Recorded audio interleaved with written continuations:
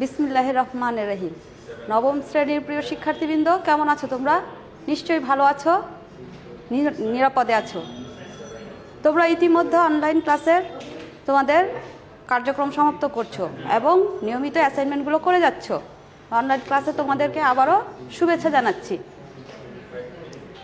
আজ আমি তোমাদের অ্যাসাইনমেন্টের উপর ভিত্তি করে ভূগোল ও পরিবেশের যে প্রশ্নগুলো দেওয়া আছে সেগুলো নিয়ে আলোচনা করব।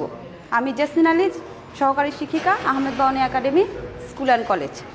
তো তোমাদের প্রশ্নে প্রথমেই দেওয়া আছে কি, নক্ষত্র পতন কাকে বলে? তোমরা ইতিমধ্যে এই অধ্যায়ের অনেকগুলো প্রশ্নই সমাপ্ত করেছো। তারপরেও যদি ভুলে যাও তাহলে সেই ক্ষেত্রে তোমাদেরকে কি করতে হবে, সংজ্ঞাগুলো মনে রাখতে হবে। নক্ষত্র পতন কি? আমরা মেঘমুক্ত আকাশের দিকে তাকালে কি দেখি? মাঝে মধ্যে একটা তারা হঠাৎ করে ছুটে চলে যাচ্ছে, ঠিক না? যেটাকে আমরা কি বলি, উল্কা বলি বা তারা খসা বলি। এই তারা খসাটাই হচ্ছে নক্ষত্র পতন। এটা কি করছে? এরা কিন্তু আসলে কোনো নক্ষত্র নয়, এরা হচ্ছে গিয়ে উল্কা। এরা অজস্র বাতাসে অজস্র জড়পিণ্ড ভেসে বেড়ায়। তখন কি হয়, এই উল্কাপিণ্ডগুলো একটা বায়ুর সাথে আরেকটা বায়ুর সংঘর্ষের ফলে এগুলো জ্বলে ওঠে। তখনই এগুলোকে উল্কা বলা হয় এবং নক্ষত্র পতনও বলা হয়। তোমাদের দ্বিতীয় 1 নম্বর প্রশ্নের মধ্যে নক্ষত্র পতনের যে প্রশ্নটা, এটা বলে দিলাম। এখন সৌরজগতের গ্রহগুলোর চিত্র সহ বর্ণনা করব। সৌরজগৎ কি? সৌরজগৎ হচ্ছে কতগুলো গ্রহ এবং উপগ্রহ, গ্রহাণুপুঞ্জ ইত্যাদি নিয়ে যে পরিবেশটা গঠিত, অর্থাৎ সূর্য এবং তার চারপাশে গ্রহ উপগ্রহ নিয়ে যে জগৎ গঠিত হয় সেটাকে বলা হয় কি, সৌরজগৎ। এই সৌরজগতে কয়টি গ্রহ রয়েছে? 8টি গ্রহ রয়েছে। সৌরজগতের 8টি গ্রহ রয়েছে।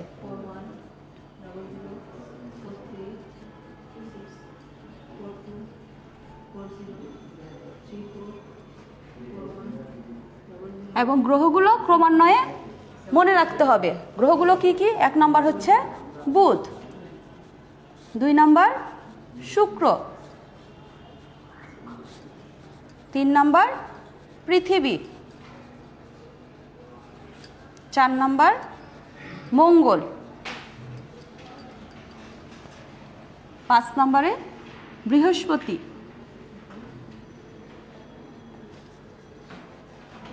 6 নম্বরে শনি, 7 নম্বরে ইউরেনাস ও 8 নম্বরে কি, নেপচুন।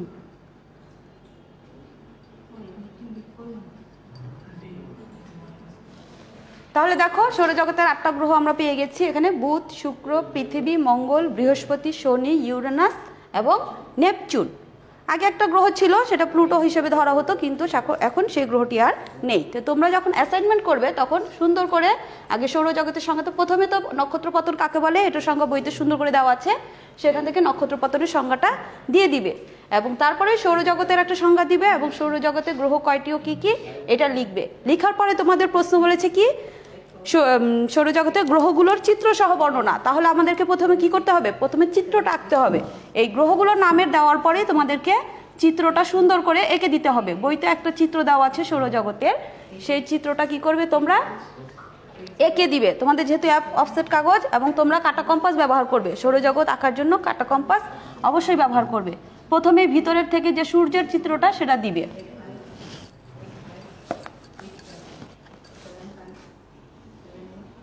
এটা কি, সূর্য। সূর্যের সবচেয়ে কাছের গ্রহটাই হচ্ছে গিয়ে কি, বুধ। তারপরে শুক্র, বুধ, এরপরে শুক্র, এরপরে পৃথিবী। পৃথিবী কি, পৃথিবীর একটা উপগ্রহ আছে, ঠিক না? উপগ্রহটার নাম কি, চাঁদ। পৃথিবীর একটা উপগ্রহ আছে, এটা দেখাবে পৃথিবী। তারপরের গ্রহটা হচ্ছে গিয়ে মঙ্গল। মঙ্গলের 2টি উপগ্রহ রয়েছে।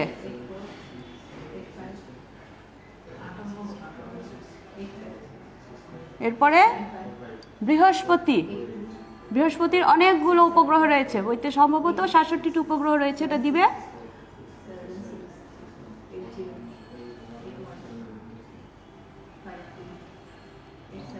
এরপর হচ্ছে শনি,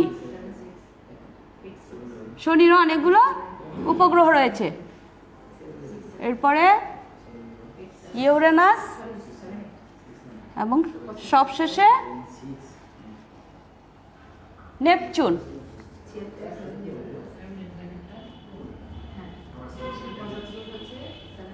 এরকম করে তোমরা দেখাবে এবং তোমরা যদি একটু কালার করে দাও, সৌরজগতের এই গ্রহগুলোকে যদি একটু কালার করে দাও রং দিয়ে, তাহলে দেখতে আরো সুন্দর লাগবে। এবং তোমরা নিচে চিত্র লিখবে, চিত্র সৌরজগতের গ্রহ।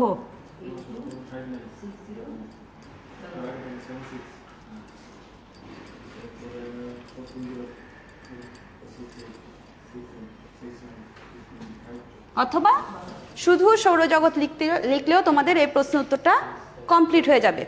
তাহলে তোমাদের মোটামুটি 1 নম্বর প্রশ্নের উত্তর কমপ্লিট হলো। এবং এখানে কি বলেছে, তোমাদের চিত্রসহ বর্ণনা করতে বলেছে। তাহলে সৌরজগতের চিত্রগুলোর যেহেতু বর্ণনা করতে বলেছে, এখানে বর্ণনা করতে গেলে কি করতে হবে, সবগুলো গ্রহের বর্ণনা একটু একটু করে দিতে হবে, কারণ তোমাদের এত বড় করে লেখার কোনো দরকার নেই। তাহলে এখানে সৌরজগতের গ্রহগুলোর বর্ণনা, সৌরজগতের গ্রহগুলোর বর্ণনা হেডিংটা দিয়ে তারপর কি করবে, নিচে সুন্দর করে একটা দাগ দিবে এবং লাল কালি কোনোভাবেই যেন ব্যবহার না করো। গ্রহগুলোর বর্ণনা দিতে গেলে প্রথমেই কি আসবে, বুধ আসবে, তাহলে বুধের বর্ণনা দিবে। তারপরে আবার 2 নম্বর দিয়ে শুক্র। সৌরজগতের সবচেয়ে নিকটবর্তী অর্থাৎ সূর্যের সবচেয়ে নিকটবর্তী গ্রহ হচ্ছে কি, বুধ। এই বুধ কত,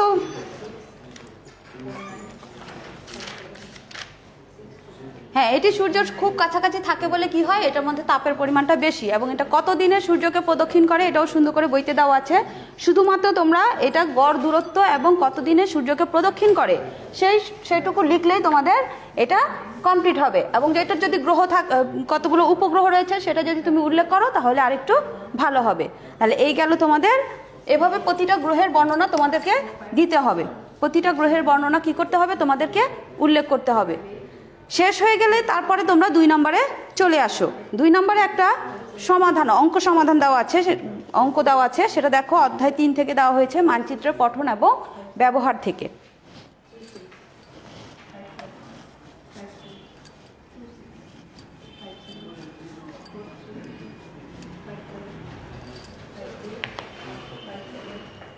মানচিত্রের পঠন এবং ব্যবহার থেকে একটা অঙ্ক দেওয়া আছে। ঢাকা ও টোকিওর স্থানীয় সময়ের ব্যবধান দেওয়া আছে 3 ঘন্টা 17 মিনিট 16 সেকেন্ড। টোকিও দ্রাঘিমা 139 ডিগ্রি 45 মিনিট পূর্ব হলে ঢাকার দ্রাঘিমা কত? ঠিক আছে, অঙ্কটা আগে মনোযোগ দিয়ে দেখো। ঢাকা এবং টোকিওর স্থানীয় সময়ের ব্যবধান, তাহলে এই যে ব্যবধান, এই ব্যবধানটাকে কিসে দেওয়া আছে, 3 ঘন্টা 17 মিনিট 16 সেকেন্ডে।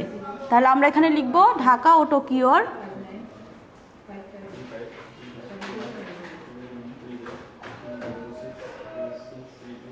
সমাধানে চলে আসো।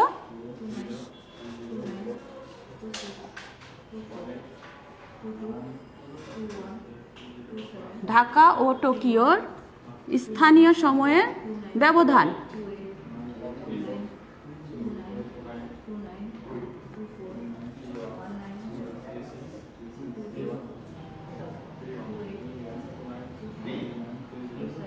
তিন ঘন্টা 17 মিনিট 16 সেকেন্ড।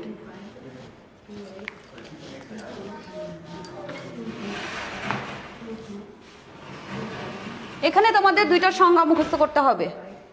কি কি সংজ্ঞা? স্থানীয় সময় এবং প্রমাণ সময়ের উপর 2টা সংজ্ঞা দেওয়া আছে বইতে। বইয়ের সংজ্ঞা 2টা শিখবে। প্রথমে জানতে হবে স্থানীয় সময়টা কি। স্থানীয় সময় হচ্ছে সূর্যের অবস্থানের উপর ভিত্তি করে যে সময়টা নির্ধারণ করা হয় সেটা হচ্ছে গিয়ে স্থানীয় সময়। আর প্রমাণ সময় কি? প্রমাণ সময় হচ্ছে কোনো দ্রাঘিমা রেখা থেকে যখন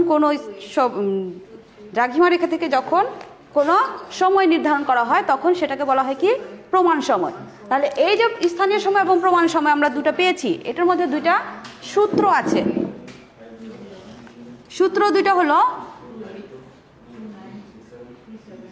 প্রতি 1 ডিগ্রির জন্য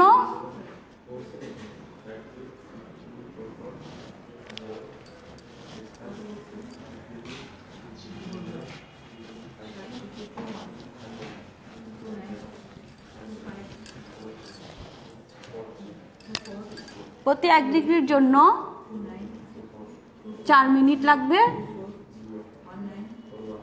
এবং 1 মিনিটের জন্য 4 সেকেন্ড লাগবে।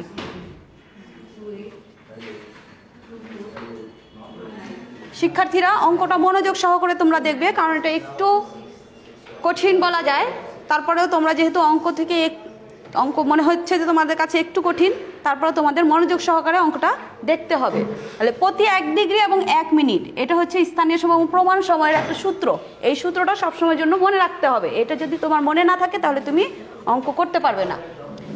এখন দেখো এখানে 3 ঘন্টা 17 মিনিট 16 সেকেন্ড। তারপরে লাইনটা দেখো, দ্রাঘিমা দেওয়া আছে, টোকিও দ্রাঘিমা 139 ডিগ্রি। এই ছোট্ট চিহ্নটাকে কি বলা হয়?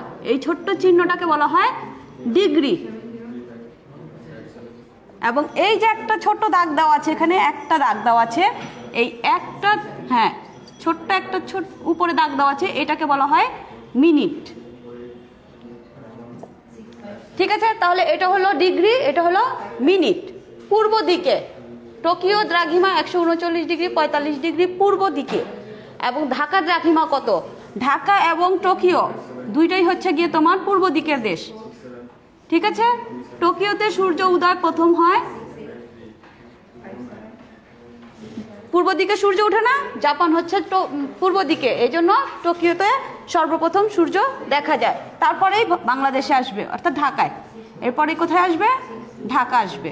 তাহলে দুইটাই হচ্ছে, এটা হচ্ছে দ্রাঘিমা রেখা, যে কোনো একটা মধ্য দ্রাঘিমা রেখা থেকে এটা মানে হচ্ছে 0, এখান থেকে ঢাকা আসবে, তারপরে টোকিও আসবে। তো আমরা জানি কি, পূর্ব দিকে গেলে সময় বাড়ে, পশ্চিম দিকে গেলে সময় কমে। অর্থাৎ এটা হলো মানচিত্রের উত্তর দিক, এটা হলো দক্ষিণ, এটা হলো পূর্ব এবং এটা হলো পশ্চিম। ঠিক আছে, এখান থেকে নিয়ে তাহলে দুইটা দেশেই কিন্তু পূর্ব দিকে অবস্থিত, ঢাকা এবং টোকিও দুইটাই কিন্তু পূর্ব দিকে অবস্থিত। তারপরেও এটার মধ্যে ব্যবধান রয়েছে। কি ব্যবধান? কারণ টোকিও থেকে ঢাকা হচ্ছে পশ্চিম দিকে, টোকিও হচ্ছে পূর্ব দিক, ঢাকা হচ্ছে পশ্চিম দিক। অর্থাৎ মূল যে দ্রাঘিমা রেখাটা রয়েছে সেটা থেকে ঢাকা এবং টোকিওর ব্যবধানটা হচ্ছে, টোকিও পূর্ব দিকে পড়েছে এবং ঢাকা পশ্চিম দিকে পড়েছে। তাহলে এই হিসাব করে যদি আমরা অঙ্কটা করি, তাহলে দেখো ঢাকা ও টোকিওর স্থানীয় সময়ের ব্যবধানকে আমরা প্রথমে দ্রাঘিমাতে নিয়ে আসব। এই দ্রাঘিমাতে আনতে গেলে কি করতে হবে? প্রথমে আমাদেরকে এটাকে ভাঙতে হবে। এই 3 ঘন্টাকে আগে মিনিটে নিয়ে আসো। 3 ঘন্টাকে মিনিটে নিয়ে আসতে হলে কি করতে হবে?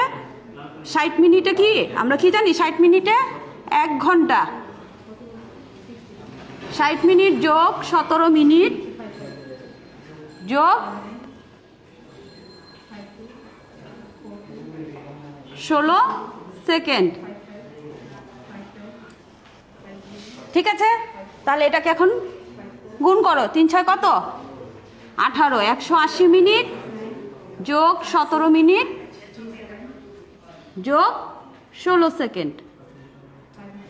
180 আর 17 যোগ করো, 0 আর সাথে যোগ করলে কত হয়? 7। 8 আর 1 9, 1 এখানে বসে যাবে। 197 মিনিট যোগ 16 সেকেন্ড। এখন এই 197 মিনিটকে আমি কি করব? এটাকে আমি ডিগ্রিতে নিয়ে আসব, এটাকে আমি ডিগ্রিতে নিয়ে আসব। তাহলে ডিগ্রিতে আনতে গেলে কি করতে হবে আমাকে বলো দেখি? 4 দিয়ে ভাগ করতে হবে, কারণ আমরা কি জানি প্রতি 1 ডিগ্রির জন্য 4 মিনিট সময়ের ব্যবধান হয়। তাহলে আমি এটা দিই 1 ডিগ্রি সমান 4 মিনিট। 4 দিয়ে যদি আমি এটাকে ভাগ করি, 197কে 4 দিয়ে ভাগ করো, কত হবে? 4 4 16, 3 7 37, 4 9 36, অবশিষ্ট কত থাকে? 1। এটা কিন্তু মিনিট। ঠিক আছে, তাহলে এই 1 মিনিট হলো অবশিষ্ট, আর 49 ডিগ্রি চলে আসবে। তাহলে এখানে লিখো 49 ডিগ্রি 1 মিনিট যোগ 16 সেকেন্ড। ছাত্রীরা বুঝতে পারছো? দেখো, না বুঝলে আবারও দেখো। 180 মিনিটকে আমি কি করলাম? 17 সাথে গ্রুপ করলাম, আর 16 সেকেন্ড রইল। এরপরে 197 মিনিট 16 সেকেন্ডকে আমি ডিগ্রিতে নিয়ে আসলাম, এবং বাকিগুলো মিনিট এবং সেকেন্ডে রয়ে গেল। এই মিনিট এবং সেকেন্ডকে আমি আবার ভাঙবো। এটাকে ভাঙতে গেলে কি করতে হবে? দেখো, 49 ডিগ্রিটা ঠিক থাকবে। এটাকে আমি একটু ব্র্যাকেটে দেখাই, নাহলে তোমাদের একটু সমস্যা হয়ে যাবে। এই 1 মিনিটকে আমি ভাঙি, কারণ এখানে সেকেন্ড আছে, আমি এটা সেকেন্ডে নিয়ে আসবো। 1 মিনিটকে ভাঙলে কি হবে? 60 সেকেন্ডে 1 মিনিট, ঠিক না? 1 মিনিট সমান কত সেকেন্ড? 60 সেকেন্ড যোগ 16 সেকেন্ড। এখানে আবারও একটা নোট লিখতে পারো, 60 সেকেন্ড সমান 1 মিনিট। তাহলে 49 ডিগ্রি, আর এটাকে যোগ করো, যোগ করলে কত হবে? 6 আর 1 কত? 76 সেকেন্ড। এখন এই যে 76 সেকেন্ড আসছে, এইটাকে 49 ডিগ্রি মিনিটে নিয়ে আসতে হবে। 49 ডিগ্রির সাথে আরো মিনিট যোগ করতে হবে, তাহলে 76 সেকেন্ডকে আবার আমি ভাঙবো। কিভাবে ভাঙবো দেখো, 49 ডিগ্রি এই 76 সেকেন্ড কি হবে? প্রতি 1 মিনিটের জন্য আবার কত সেকেন্ড দরকার বলো দেখি? এখানে দিয়েছিলাম না 1 মিনিটের জন্য 4 সেকেন্ড সময়, তাহলে 4 সেকেন্ড সমান 1 মিনিট, অথবা 1 মিনিট সমান 4 সেকেন্ড। উপরে চলে যাব। আচ্ছা ছাত্রীরা, তোমাদের বুঝতে সমস্যা হলে আমি এটা আবার একটু উপরে নিয়ে আসি। এইটুকু বুঝতে পেরেছো ঠিক না? একটু মুছে দেই।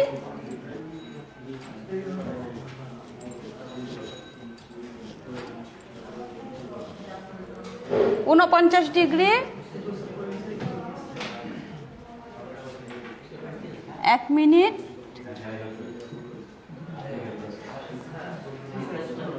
16 সেকেন্ড। তাহলে 49 ডিগ্রির সাথে 1 মিনিটকে ভাঙো, ভাঙলে কি হবে? 60 সেকেন্ড যোগ 16 সেকেন্ড সমান 49 ডিগ্রি যোগ 60 সেকেন্ড আর 16 সেকেন্ড হচ্ছে 76 সেকেন্ড।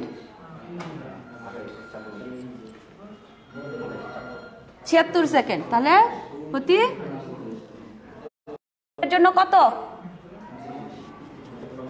1 মিনিটের জন্য 4 সেকেন্ড। এখানে মিনিট লিখতে পারো, 1 মিনিটের জন্য 4 সেকেন্ড।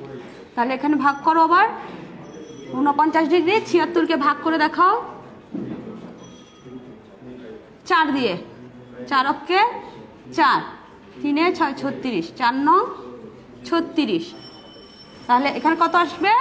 এটা মিনিট হয়ে যাবে। আছে কত? টোকিও দ্রাঘিমা 139 ডিগ্রি 45 মিনিট পূর্ব। টোকিও দ্রাঘিমা দেওয়া আছে 139 ডিগ্রি 45 মিনিট পূর্ব। তাহলে ঢাকা দ্রাঘিমা কত? তাহলে আমাকে জানতে হবে ঢাকা থেকে টোকিও কোন দিকে অবস্থিত।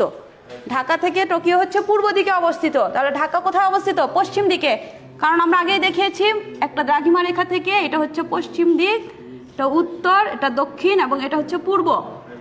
পূর্ব দিকের দিক সময়ে কি হয়? সূর্য প্রথমে উদিত হয়। তাহলে পূর্ব দিকে হচ্ছে জাপান, এবং এটা হচ্ছে ঢাকা, ঠিক আছে? এবং এটা দ্রাঘিমা কত দেওয়া আছে? 139। সবসময় এখান থেকে যদি আমি 0 ধরি, 1 2 3 4 করে এরকম করে বাড়তে থাকবে। 139 ডিগ্রি অনেক, ঠিক না? 139 ডিগ্রি 45 মিনিট। এই 139 ডিগ্রি 45 মিনিট হলে তাহলে ঢাকারটা কি হবে? একটু কমে আসবে, ঠিক না? কমে আসলে কি করতে হবে? পশ্চিম দিকে গেলে বিয়োগ করতে হবে। তাহলে পশ্চিম দিকে যদি আমি চলে আসি তাহলে কি হবে? ঢাকার দ্রাঘিমা কত হবে? তাহলে ঢাকার দ্রাঘিমা হবে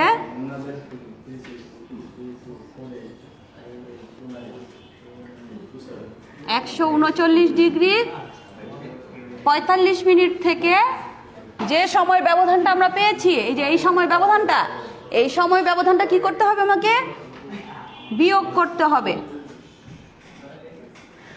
তাহলে বিয়োগ করো, বিয়োগ করলে দেখো কত হয়। পাশাপাশি বিয়োগ না পারলে রাফ করে লম্বা করে দেখাও। 15 থেকে 9 গেলে কত? 6, ঠিক না? হাতের এক এখানে চলে আসছে। 4 থেকে 2 গেলে কত? 2। এটা হয়ে যাবে মিনিট। এখন হাতে কিছু আছে? নেই। 9 থেকে 9 গেলে কত? 0। এখানে ডিগ্রি বসিয়ে দাও। 3 থেকে 4 যায়? বলো দেখি। যায় না। তাহলে 13 থেকে 4 বিয়োগ দাও। 13 থেকে 4 বিয়োগ দিলে কত থাকে? 9 থাকে। 90 ডিগ্রি 26 মিনিট। তাহলে আমরা উত্তর কি পেলাম?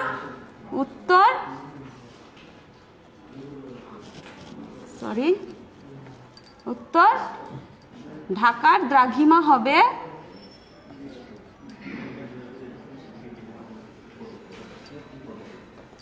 90 ডিগ্রি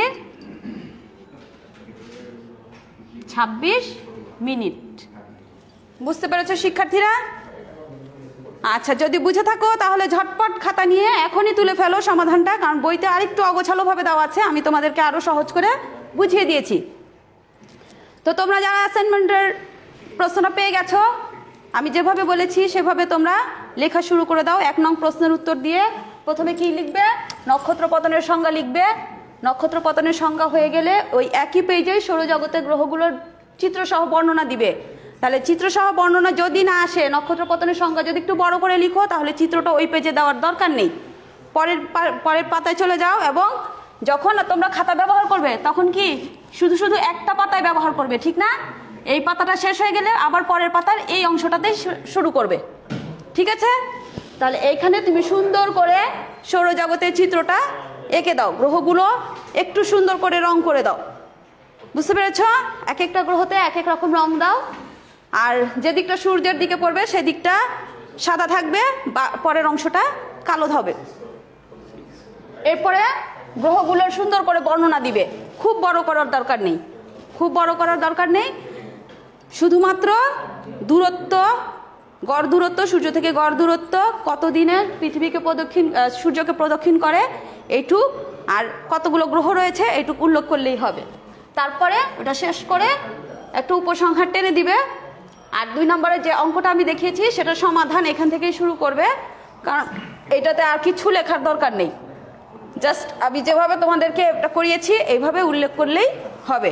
তো শিক্ষার্থীরা, আশা করি আমার আজকের এই আলোচনা তোমাদের ভালো লাগলো, এবং তোমরা আমার এই আলোচনার ভিত্তিতে তোমরা তোমাদের অ্যাসাইনমেন্টের কাজ সমাপ্ত করবে, এবং কি করবে? খুব ঝটপট করে অ্যাসাইনমেন্টটা শেষ করে ফেলবে। ভালো থাকো, সুস্থ থাকো, আগামীতে আবার দেখা হবে। ধন্যবাদ সবাইকে।